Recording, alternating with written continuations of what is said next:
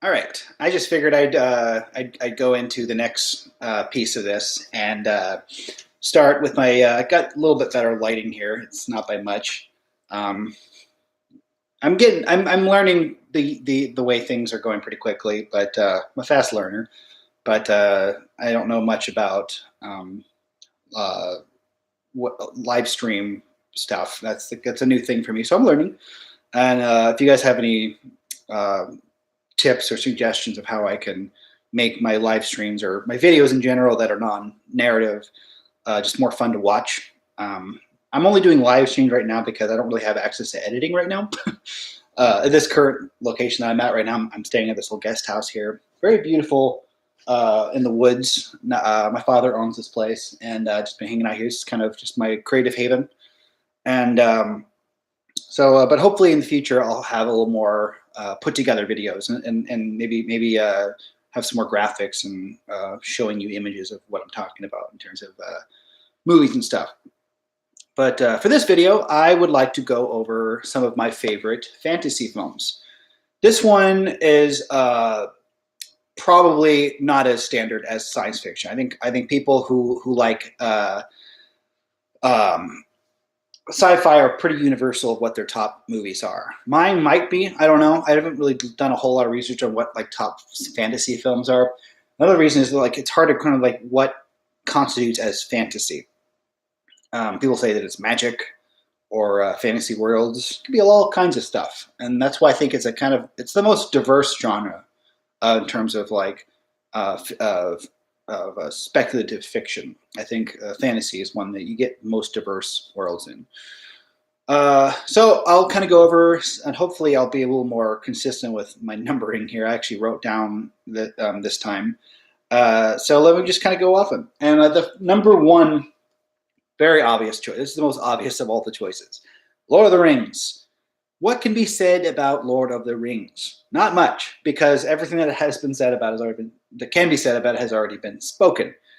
I love it for all the reasons that everyone else does, because it's just such a epic, grand scale, wonderful story.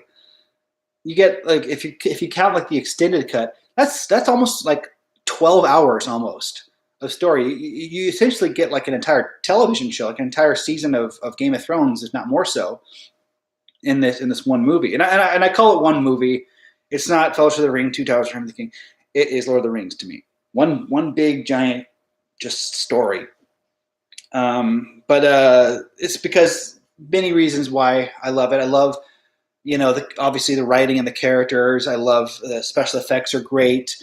Cinematography is great, and the story is great. Everything is just so good about it. But also like the score. There's no movie that has the score so intricately woven into the emotions of the characters that it feels like it's part of the world. It's just like organic. It's physical. So Lord of the Rings, that's just absolutely number one. Um, the number two one. This is another one that's combining stuff. It's easy. It's easier just to combine things. And this one's even more stretching of what you combine than the last one. Is I would say Pixar movies. It's a huge number one, number two spot or spot at all. But if I were to list all the Pixar movies that I love, that would take up the whole list. So I just say Pixar fantasy films, and that includes Toy Story, Bugs Life, Toy Story 2, Monsters Inc., Finding Nemo, Incredibles, Cars, Ratatouille, Up, and Inside Out. It's kind of the end of. I haven't really seen many Pixar movies since Inside Out. I think I saw Toy Story 4, which I liked. But Toy Story is just so good. Like I think it is like maybe not so much anymore. I don't know. I have not really seen that much praise over the modern post 2010 Pixar movies, and I haven't really seen many of them, so I can't really comment on how the quality of those ones are. But the ones that I grew up with in the '90s and the 2000s, they're just the same way that I talked about Wall-E as for science fiction. They do it for fantasy. And again, fantasy can be lots of things. Like Toy Story is not magic. It's not like there's no magical reason why the toys come alive. They just are. They're alive. They have emotions. They have feelings. They can walk around. It's it is magic, but it's a something called slipstream fiction, where there's not a scientific or magical reasoning for a phenomenon. It's just is, and that's something that it's a genre that it's harder to define. But when you see it, you know what it is. I think the term is called slipstream fiction. Um, and a lot of movies on this list will be in that category because I am broadening the definition of what fantasy is. Because it's not just sword and sorcery. So yeah, Pixar, number 2. Number 3, this one's even further stretching the idea of a multi-movie numbered slot, is the entire Disney animated canon.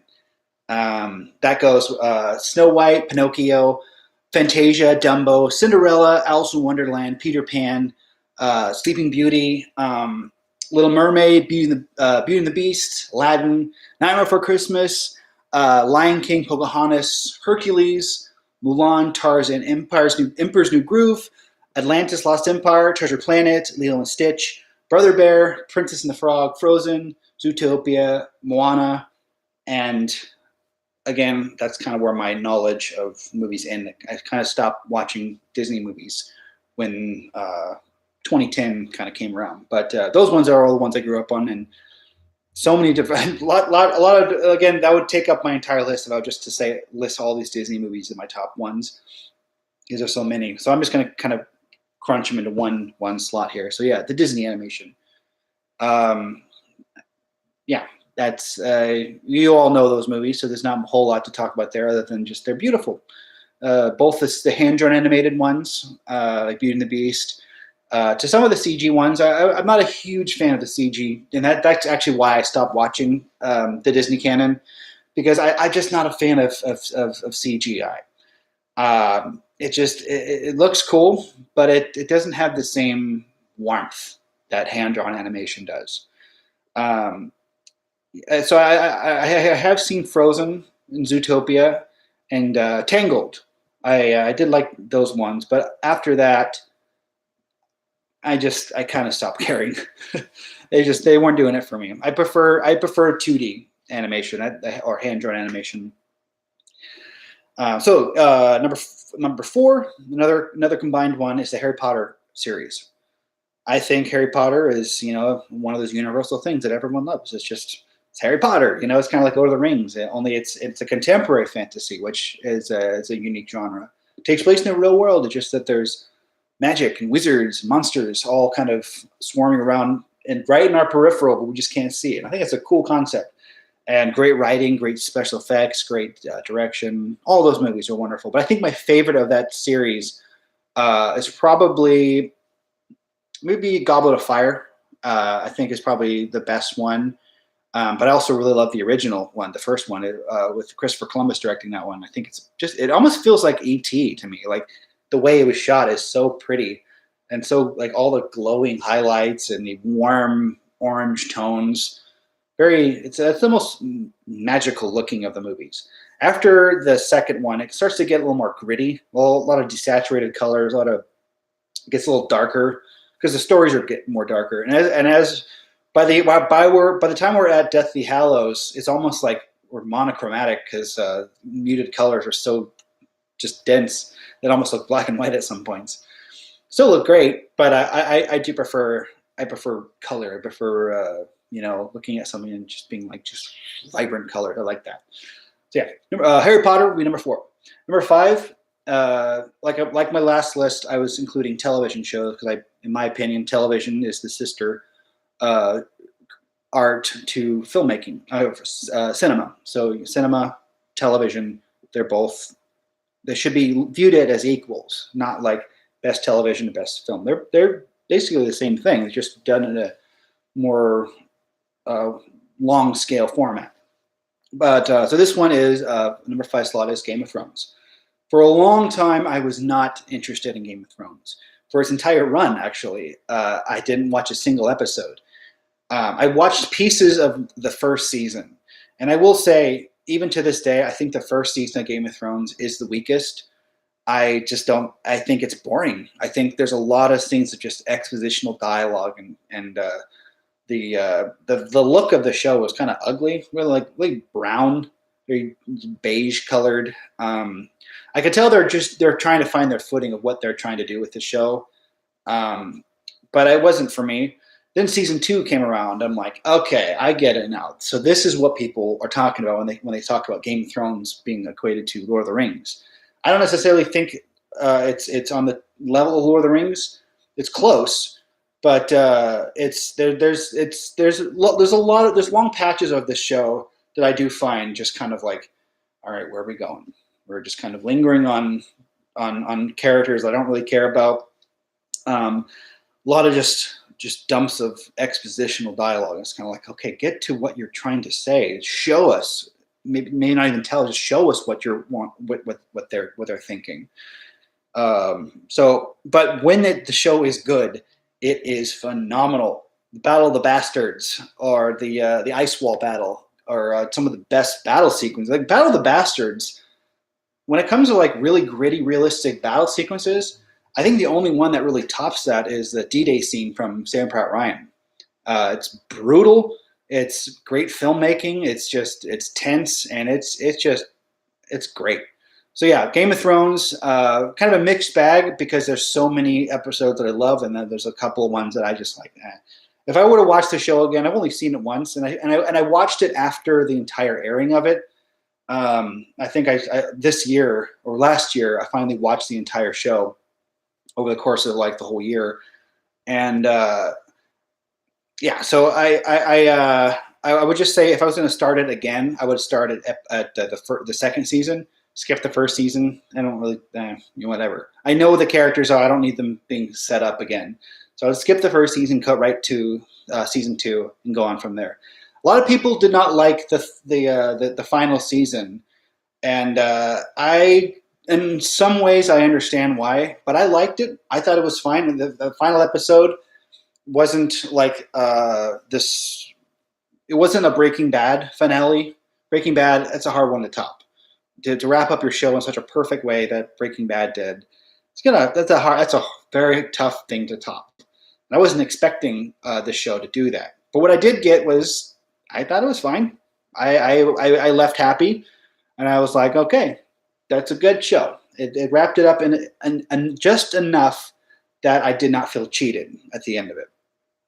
Because first, I won't get into spoilers. Actually, that's for another video. But if I do a video on Game of Thrones, I'll explain some of the things why I liked it that other people didn't, and it has to do with some of the characters that I kind of didn't really care about in the first place, dying off or doing character choices that people were expecting them to do differently. Some of those things I was totally fine with because I didn't like the characters to begin with. Okay. Anyway, so next slot would be another combined one is the films of Studio Ghibli, or Ghibli, however you pronounce it. Everyone knows Spirited Away, all the movies of Miyazaki, like My Neighbor Totoro, and the Princess Miyazaki. Sorry, Princess Mononoke. I think is probably his best one of the series of his body of work. But Spirited Away is equally just as good. I wouldn't say I'm the biggest fan of Ghibli that a lot of people are. In fact, I would say I'm not even the biggest fan of anime as a whole. There's something about it that just doesn't quite do it for me visually and narratively. Even though I love the ideas that these movies portray, there's something about there's a flow to them that is just maybe just because I am an American and my sensibility to the way stories structure is I'm so in tune with like the 3-act structure that these movies they just feel off to me. There's something off about the structure of them. So it's not really a flaw in the storytelling. It's more of a flaw of culturally. I don't relate to as much. But also, I'm not a huge fan of the animation style. I know that's a weird thing to say because their movies are known for being beautiful. And I don't mean they're not beautiful. I mean, I don't like the actual animation movement. I don't like the frame. There's no like flow. There's organic, like Disney animation, there's an organic movement to it. There's life to these. For anime in general, there's that like that one or two frames per movement, just tick, tick, tick, you know. And when they do it fast, it just feels it just feels blocky to me. But it's more of a personal aesthetic choice. It doesn't really it's not really a problem with them. It's more of a just that's what I don't necessarily prefer in animation. And I don't blame anybody who does like it. That's fine. Me personally, I prefer Western animation. I just wish Western animation had more guts in terms of like the kind of movies that they want to make. A lot of the movies are kind of the traditional uh, Western stories, but I think having more weirder stuff, like if a Disney movie did like a really weird, like a Spirited Away type thing, I would be really impressed. I would be like, okay, now we're starting to get to a different level of animation here, where we're combining the quality animation of Western animation with the weirder ideas of anime. And so someday I want to see a marriage of those two ideas. I haven't seen it yet. Uh, let's see if it's been anything close to that. I would say maybe Leica, the company who did in my own home city, actually, the stop motion company in Portland, Oregon, who did Coraline, Box Trolls, Kubo and the Two Strings. Those ones are doing animation in a way that most not the fact that not even just the fact that they're doing a different kind of animation. They're doing stop motion, which is something that no one does anymore. But just also the fact that their stories are weirder, or they're taking risks. They're choosing stories that are not what most people see, and especially in children's animation. Um, so that's not really on my top list of Leica stuff. I'm not adding that to the list right now, but it's just a divergent here in terms of, since we're talking about animation. I think Leica is they're on to something. Coraline definitely is their best one. They haven't really topped Coraline since then, but whatever. But I can see that they're if they continue that the route they're going, I think they're not gonna they're gonna end up kind of running themselves in the dirt. But if they go back to where they were at Coraline, I think they could really be changing the industry. My opinion. So anyway, Studio Ghibli, and a divergent of Leica. So my next spot on this list of top fantasy and slipstream supernatural films, Indiana Jones. Uh, I think that's a tough one to really classify as that fantasy or not, because there's some. It's mostly an action adventure, but there's a lot of elements in these movies that have much bigger, broader, fantasy or supernatural themes. Obviously, at the end of Raiders of the Lost Ark, we got the power of God shooting out of the Ark of the Covenant, and shooting right through Nazis and sucking their eyes out of their head. Up until that moment, the movie was fairly contemporary. There's no magic, and then suddenly, out of just in the third act, it's like, what? Where did this come from? So I don't know. I would say it's fantasy, supernatural. It belongs in that, because you can't really put it as any other genre. It's kind of I guess it's kind of its own genre, but I'm going to put it in fantasy. But also, of course, Temple of Doom. You got a guy get his heart ripped out. You got Last Crusade. We get like that one has the least magical elements in it, but I think that knight at the end of it, who's basically an immortal, and then when the bad guy drinks from the wrong cup, he de-ages really quickly. So that's obviously not real things that could happen in the real world. So I would say that's fantasy. So Indiana Jones, wonderful, wonderful story. Timeless fun. It's kind of the archetype of action adventure movies, and I think since then every movie has tried to be Indiana Jones. Every action movie has tried to be Indiana Jones, and nothing has really gotten to that level of action adventure yet. I don't think. There's certainly good action out there, but not necessarily done to that level, in my opinion. All right, next would be Green Mile. I think Green Mile is one of those other ones that doesn't quite fall into its nice little neat genre. I think as this whole thing, it's a crime drama, but there are some elements of it that are magical realism. I think is what they call that. Um, but the movie itself is so good. It's done by Frank Darabont. He had done Shawshank Redemption, another prison drama, back in 1994, and then in 1999 he did Green Mile. Both movies were done based on a Stephen King novel. I don't know why he just chose to do Stephen King specifically uh, prison themed movies, but that's what he likes. I don't know. By the way, it doesn't matter because they're both very good movies. And Green Mile on this specific list, because it's a fantasy, is wonderful. It's like an adult ET in a way. We got this, the prisoner who's got some kind of magic or enchantment about him, and he's healing people. And oh my goodness, the ending of it is so devastating. At the end of that movie, like one of those movies, kind of like AI, I can't finish. It's too much for me. I can't do sentiment as well as I can when I could as a kid, because now I understand the implications of darker endings, and maybe I'm just getting soft, but I too much for me. So next, this was uh,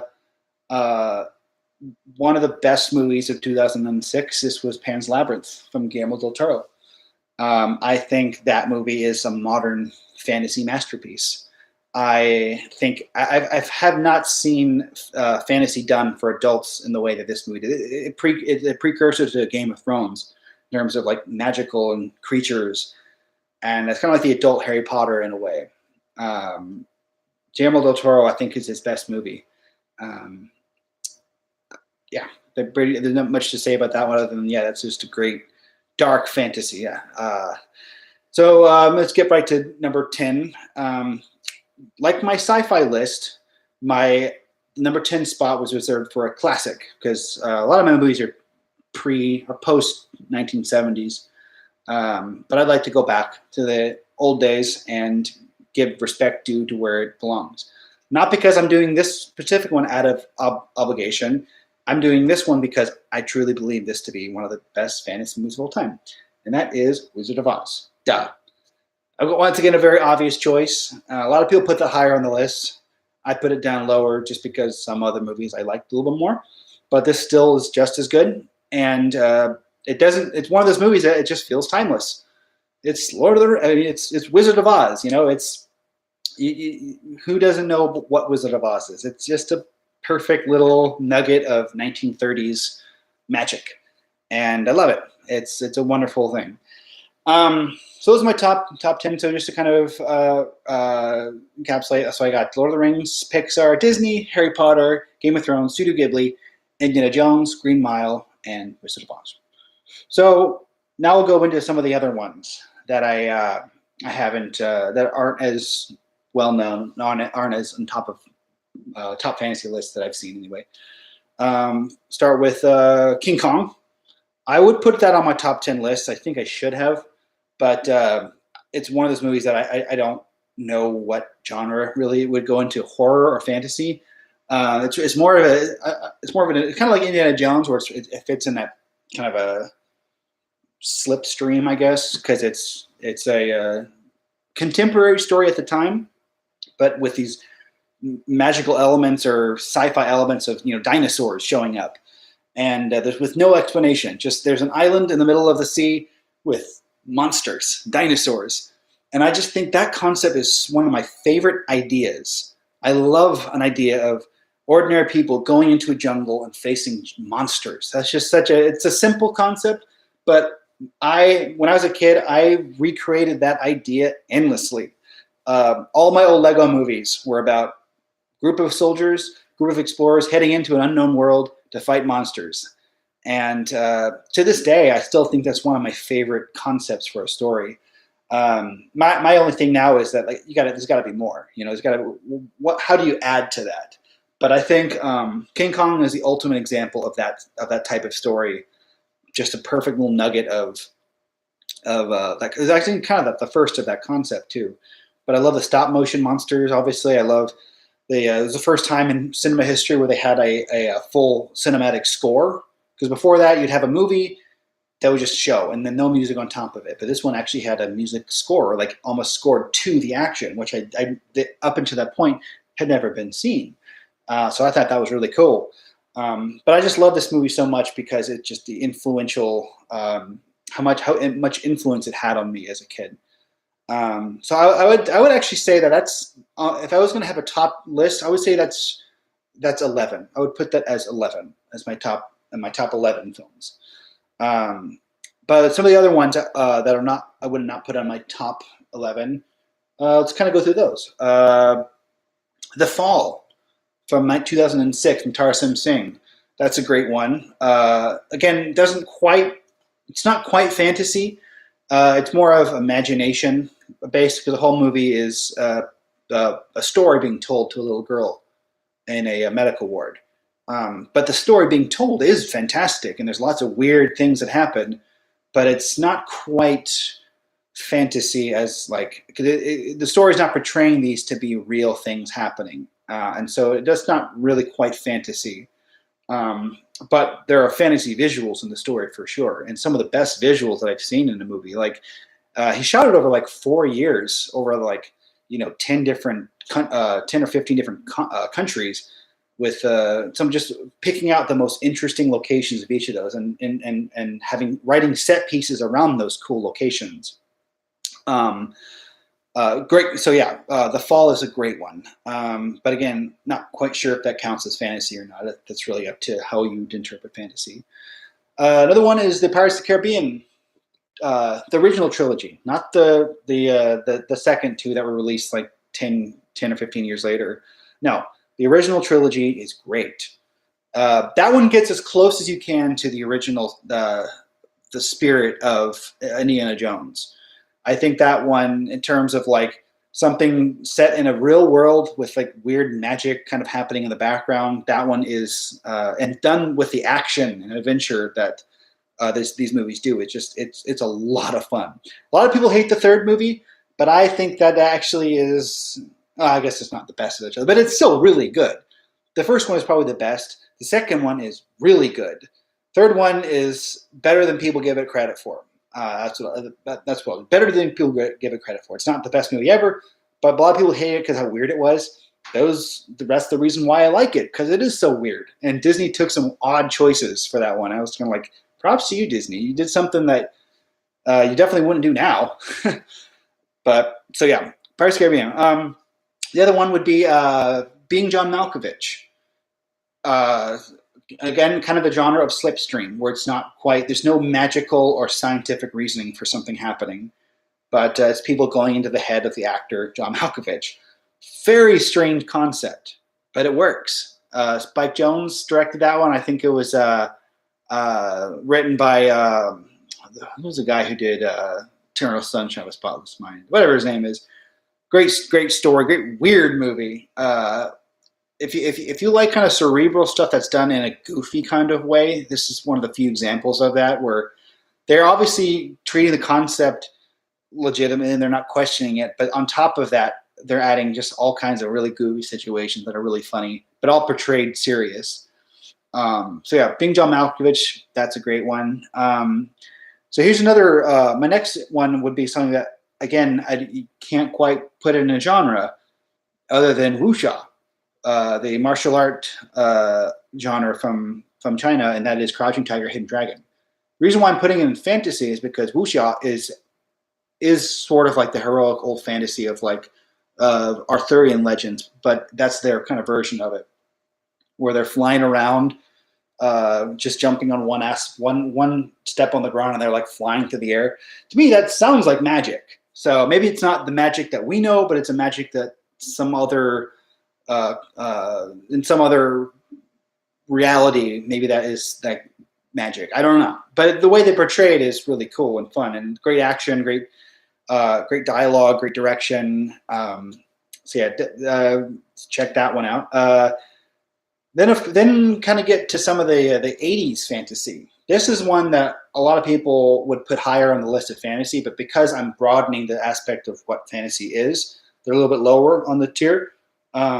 not because they're not great fantasy movies, just because there's other ones that are not quite in that genre that are better. So here I'll get into some of the 80s ones that I really like. I think the best of examples is Willow.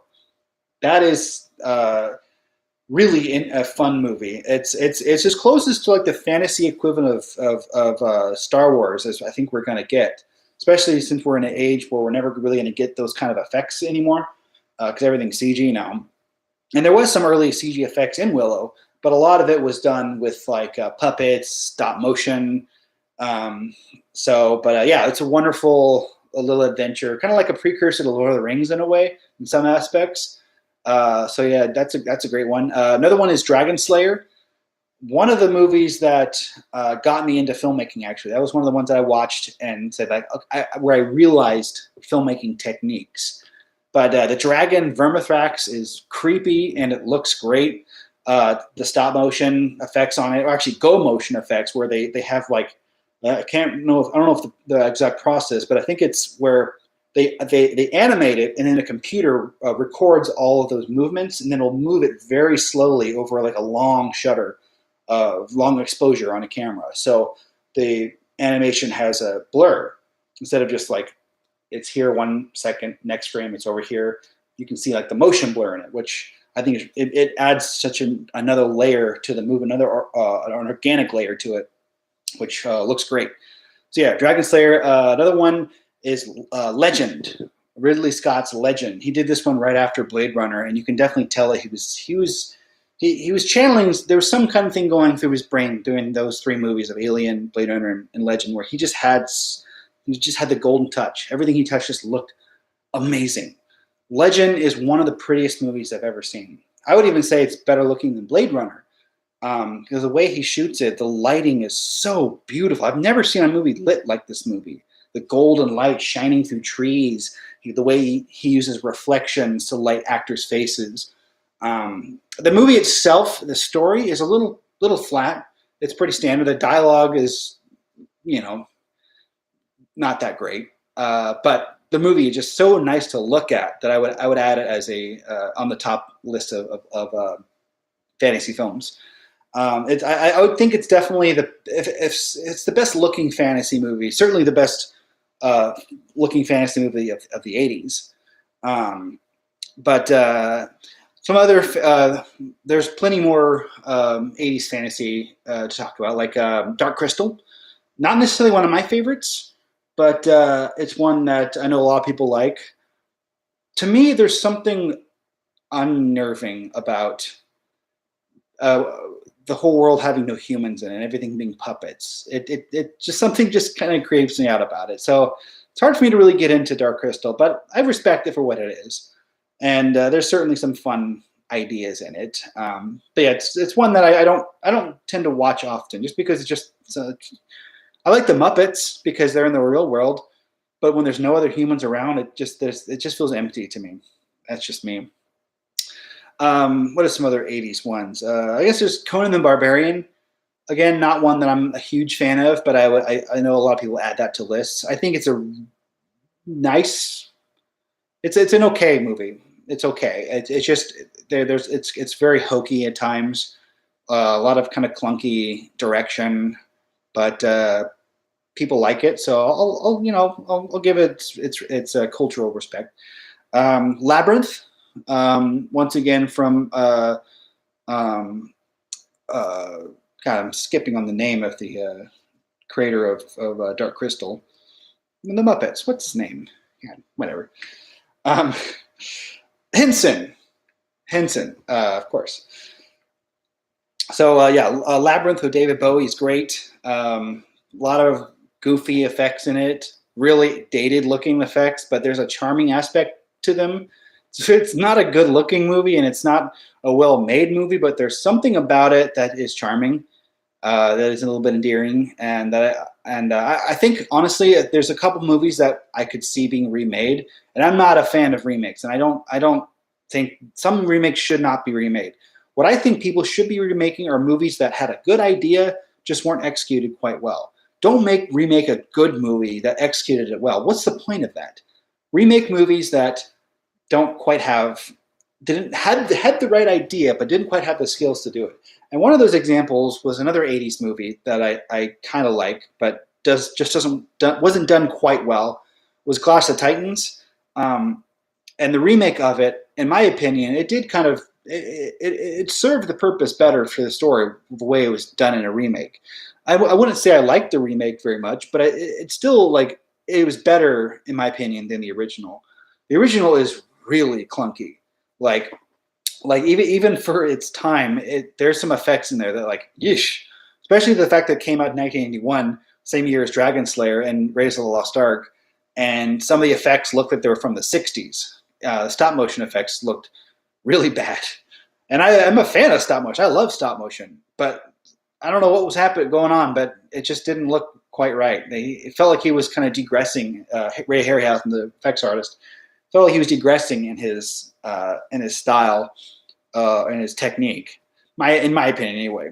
But anyway, so yeah, there's some movies that I do think deserve had a good idea, good story, that just needed a little bit better of a version of it, with better effects, and that goes with Clash of Titans and Labyrinth. Some of the other ones, Neverending Story. I think that's another one that has a really great idea, just didn't have the perfect execution. I think it's a fine movie. I like the movie, but again, there's a lot of effects in there and a lot of it's a very ugly movie. It's not really. There's a lot of very grainy, kind of poorly lit at times. Some of the effects don't look very good. Some of the miniature stuff just looks like a miniature to me. So it would be interesting to see a remake of Neverending Story. I think that one maybe not. I think people would not support that, and maybe I wouldn't either. But I'll just say that I wish that movie had been made as good as Star Wars at that time. You can't really redo it again with a different filmmaking and better effects. I think it just needed to be done better at the time for it to have worked for me. But let's see, what other '80s Princess Bride. Again, isn't quite a fantasy film in terms of like the fantasy affecting the narrative of the world, because it takes place with a story within a story. So it's about the grandfather reading his son a fantasy story. So it's sort of fantasy, but it's also kind of like how The Fall would be fantasy, where it's a fantasy world within a contemporary world that doesn't exist within the world of the narrative. And I think let's see, what other ones. I think I'll probably wrap up my list here pretty quickly, but I'm trying to think of some other. I'll go through my list here. What are some other fantasy movies? I don't know if I should add this one on there, but I would say that it's still, in terms of contemporary fantasy, I'll give it its dues, even though I don't think it was done right. I think some of it, I liked what they did, that they did this, but I don't like how they did it. And that's the Hobbit trilogy. In my opinion, I like the movies. I think they're fine. They're not Lord of the Rings, though. They're nowhere near as good as Lord of the Rings, but they weren't supposed to be. But they were made to be like they were the next Lord of the Rings, which is my problem with it. I think they should have just made it like this little story about Hobbit and dwarves going off on a treasure hunt. You didn't need all these big themes trying to be jammed in there, or love triangles. All it needed to be was one movie, 2 movies tops, or maybe like how I would. This maybe would have been like how I would have structured The Hobbit would be like you have the story in one act, or one part of the movie. You have the whole story from the point they leave Hobbiton to when they fight Smaug and defeat him. That should be in the first movie. If they were to do a second movie, that should have been the movie of all the side quests going on with Gandalf, and then at the end of it would lead up to the Battle of the Five Armies. So the Battle of the Five Armies should not have been its own movie. It should have been the end act of like the side quest story. So we'd have so basically it'd be the Hobbit being the story point to point B, and the second movie would be all the extra stuff that we got to see that they jammed into the throughout the story. So Gandalf, Radagast would all be in part 2, and then all of that leading up to the Battle of Five Armies, which would be the climax of part 2. So 2 movies with 2 different stories. we did not need 3 films for that. We probably could have even had 1 film, but I did like a lot of the extra stuff they added to The Hobbit. It wasn't necessary for the story they're trying to tell. So I think the extra stuff should have just been its own thing, and I think it would have been great. So you have Battle of Five Armies, or sorry, There and Back Again, and then whenever they Battle of Five Armies, maybe that could be it. So There and Back Again, Five Armies, or I don't know. Yeah, that's kind of my opinion on how that movie should have been structured. Maybe we'll get to Silmarillion. That might be cool. But I know we're getting the television show of Lord of the Rings, which I'm weary of. I'm a little weary. I don't know what they're going to do with it. I believe they're going to add some of the stuff from Silmarillion in there. I think it takes place like 1,000 years before the events of the Lord of the Rings. And I'm a little worried. I don't know why. Just because knowing television can tend to it can digress in places that I don't really think are necessary. Kind of like what Game of Thrones did a little bit. A lot of dense chunks of exposition and halting the story in the middle of the spot just to describe something. Like, no, just tell the story. We don't need all these digressions in other places. Just tell the story. That's all we need. That's all we need from a fantasy. But you know what? We'll see. I'm open to if they make it if they do a good job, then I'm going to like it. I love the world of Tolkien. And like I said, I do like the Hobbit movies. I just wish they had been done a little bit differently. But I definitely don't think it should end with there. I think we should have more because I love Tolkien and I love the world that he created. That's the thing is there's so much that we did not get to see in Lord of the Rings that we didn't need to see. I'm glad they cut some of that stuff out. But there's some stuff that could have been its own thing, which hopefully that's what will be next. But we'll see. So anyway, there's my top fantasy lists. If you guys got any other suggestions for me, go ahead and leave them in the comments. Give me a like, subscribe, and maybe next time we'll do horror or action. We'll see. Take care.